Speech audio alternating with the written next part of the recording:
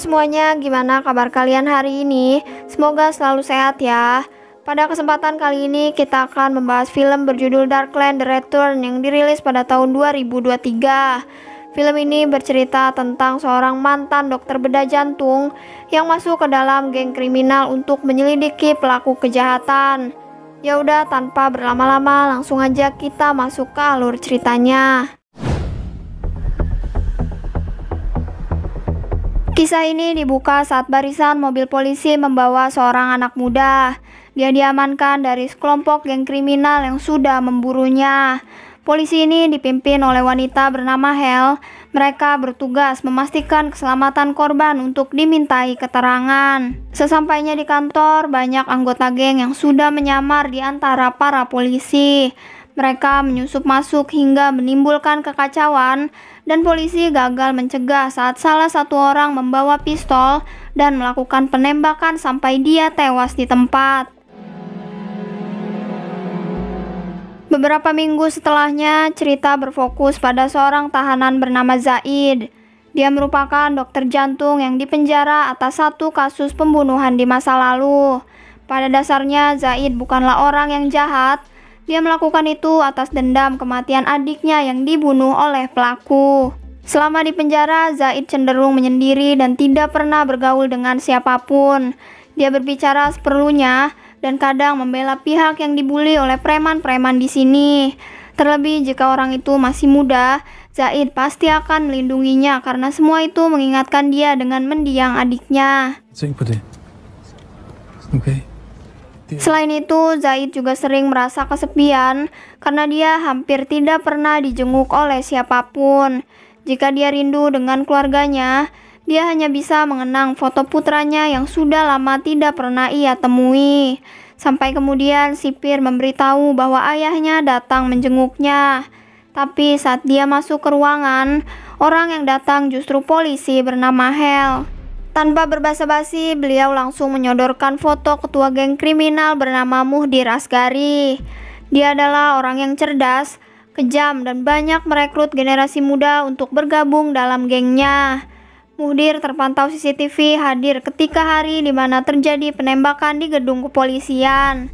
Hingga dalam minggu ini, terhitung 2 orang telah tewas dan keduanya merupakan pemuda seumuran dengan adik dari Zaid. Tujuan kedatangannya untuk meminta Zaid menyusup ke geng itu dan membantu polisi dalam menangkap Muhdir.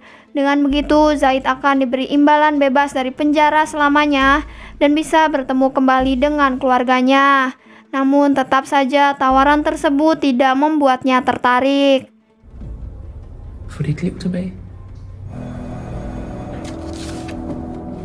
Malam harinya, sipir tiba-tiba menyuruhnya pindah ke sel lain.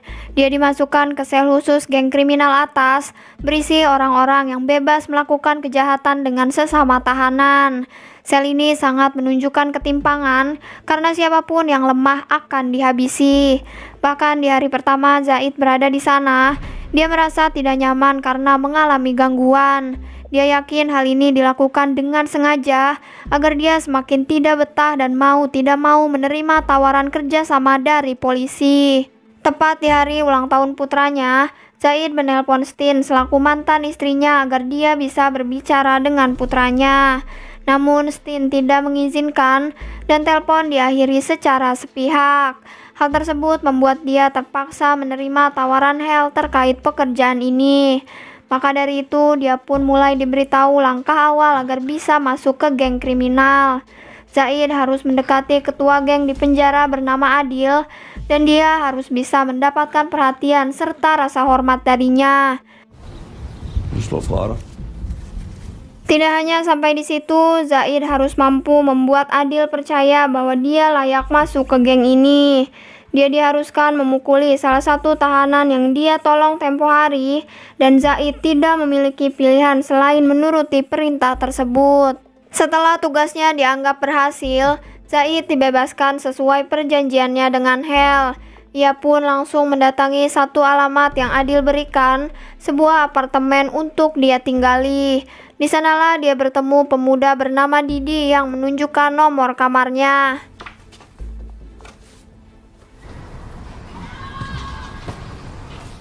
Kemudian Zaid pun mendatangi mantan istrinya ke tempat dia bekerja.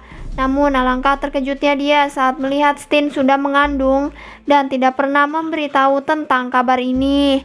Disitulah Stin mengaku bahwa putranya yang bernama Noah tidak pernah merindukannya. Bahkan mungkin Zaid tidak bisa menemui Noah secara langsung karena anaknya sudah memiliki ayah baru dan tidak pernah mengenal Zaid sebagai ayah kandungnya. Semua kabar itu seperti mimpi buruk baginya. Terlebih niat awal Zaid keluar dari penjara hanya ingin berkumpul dengan keluarganya. Namun dia sadar bahwa Noah mungkin bisa takut dengannya, sehingga dia memohon agar diizinkan melihat Noah dari jarak yang jauh. Ketika malam hari, Zaid dijemput oleh Jimmy, salah satu orang kepercayaan Muhdir. Tapi pria itu tidak menyukainya, dan tanpa sepengetahuan Muhdir, dia menangkap Zaid untuk memberinya peringatan. Dia curiga Zaid memiliki rencana buruk, karena tidak mungkin mantan dokter ingin bergabung dengan geng paling kejam di kota. Tapi beruntungnya Zaid bisa mengarang alasan sampai dia dibebaskan. Usai mendapatkan ancaman, Zaid langsung melaporkan hal itu kepada Hel. Dia pun diberikan seperangkat alat penyadap beserta GPS agar Zaid bisa menyimpan informasi tentang Muhdir sebanyak mungkin. Sepulangnya ke apartemen, Zaid langsung mencoba benda itu dipasang ke tubuhnya. Saat itulah pintunya diketuk oleh anggota geng yang hendak membawanya ke markas. Zaid dipaksa membuka bajunya dan beruntungnya dia sudah menyembunyikan penyadap tersebut di lain tempat. Di sanalah dia bertemu dengan pemimpin geng bernama Muhdir, orang yang menjalankan bisnis gelap dan terkenal dengan kekejamannya. Muhdir menugaskannya mengangkat serpihan peluru pada kaki saudaranya yang bernama Nasar.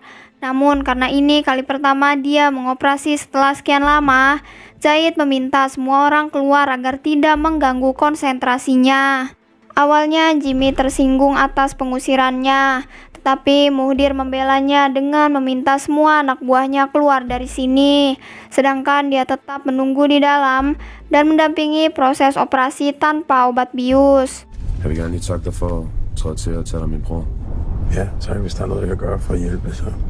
Keesokan harinya dia mengunjungi rumah Stin dan pertama kali bertemu dengan suaminya yang kaya raya.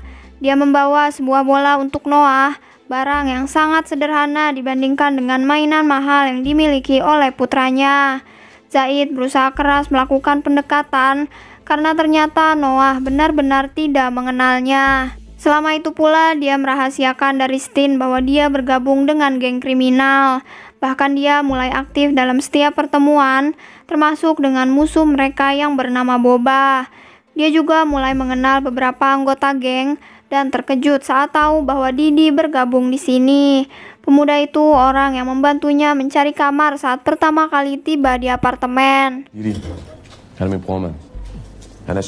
Mengawali bergabungnya Zaid di sini, Muhdir memberinya tugas pertama untuk mengambil sebuah barang. Lalu setibanya di tempat tersebut, Zaid sempat meletakkan penyadap pada barang yang akan diambilnya. Namun saat dia keluar dari sana, Zaid dicegat oleh kelompok Boba yang langsung memukul dan mengambil barang-barangnya. Dengan nyali yang besar, Zaid mendatangi markas Boba tanpa membawa satupun senjata. Dia meminta secara baik-baik agar barangnya segera dikembalikan. Namun karena Boba menolak bersepakat, dia pun merebut pistolnya dan menyandra Boba sampai berhasil keluar. Tidak sampai di situ saja, Zaid bahkan dihujani peluru saat dia melarikan dirinya. Penembakan terus dilakukan sampai Zaid terjatuh dan dia kabur dengan menumpang kendaraan seseorang. Sesampainya di markas, Zaid mengaku baru saja terlibat baku tembak dengan komplotan Boba. Awalnya Muhdir ragu dengan ceritanya, tetapi Zaid membawa pistol milik Boba hingga Muhdir percaya dan terlihat bangga atas perbuatannya. Setelah beberapa waktu melakukan penyamaran, Zaid mendapatkan tugas baru yakni memalak sebuah minimarket bersama Didi dan Nasar. Lalu saat mereka keluar dari sana, Hel sudah memantau mobilnya dari jarak yang dekat. Namun tiba-tiba seseorang melakukan penembakan yang tidak terduga. Keadaan itu membuat Nasar tewas sampai Zaid melindungi Didi untuk kabur dari sini. Mereka masuk ke sebuah toko dan terus menghindari tembakan pelaku yang tidak diketahui identitasnya. Entah siapa dia, namun posisi Zaid aman saat dia masuk ke gudang dan bertemu dengan Hel. Semenjak kejadian itu, Muhdir menemukan sebuah pelacak di bawah mobilnya. Tapi beruntungnya Zaid tidak dicurigai sebagai pelaku karena Muhdir menyangka bahwa orang yang bersekongkol dengan polisi adalah Rashid. Seketika pria itu langsung dibawa ke tempat khusus interogasi dan Zaid dipaksa menyaksikan saat Jimmy menyiram tangan Rashid dengan air yang mendidih. Penyiksaan itu terus berlanjut sampai Rashid mau mengakui kesalahannya. Lalu setelah wajahnya sudah bersimbah darah, Jimmy bertugas membawa Rashid pergi ke satu tempat, bukan mengantarnya pulang untuk diobati, melainkan untuk menghabisi nyawanya.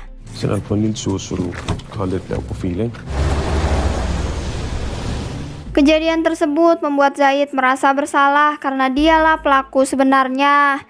Dia pun langsung menemui Hel untuk memberitahu bahwa dia mengundurkan diri dari tugas ini. Namun jika dia menyerah maka semuanya akan sia-sia dan Hel mengancam akan menjebloskannya kembali ke penjara. Beberapa hari setelahnya, Muhdir menginterogasi Didi tentang kejadian saat penembakan. Muhdir terus menekannya sampai Didi mau mengaku bahwa saat di gudang toko dia menyaksikan Zaid bertemu polisi wanita. Sementara itu, hubungan Zaid dan Noah semakin menunjukkan kedekatan. Zaid benar-benar menemani Noah bermain dan menebus waktu yang terbuang saat dia masih di penjara.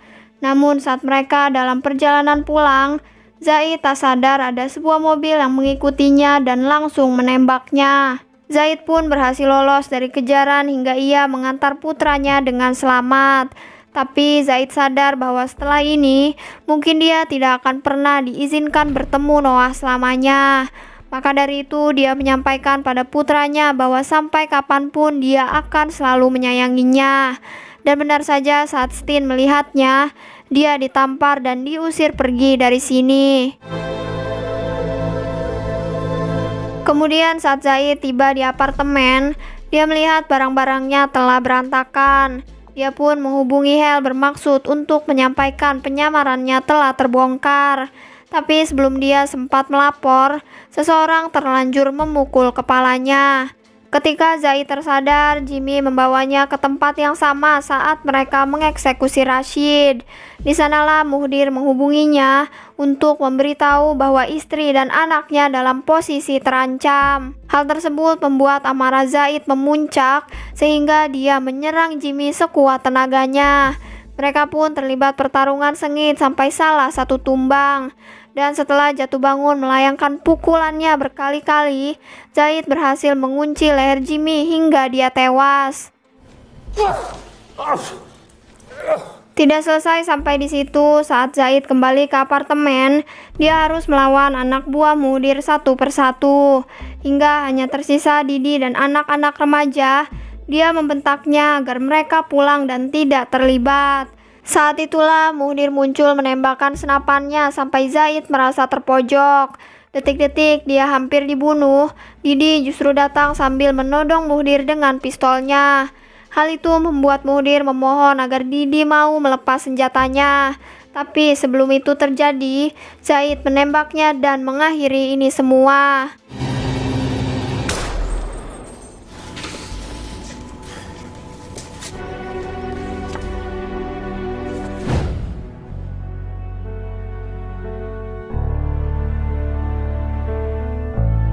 Dari film ini menunjukkan bahwa kasih sayang seorang ayah tidak pernah terputus sampai dia mau melakukan apa saja demi bertemu dengan putranya.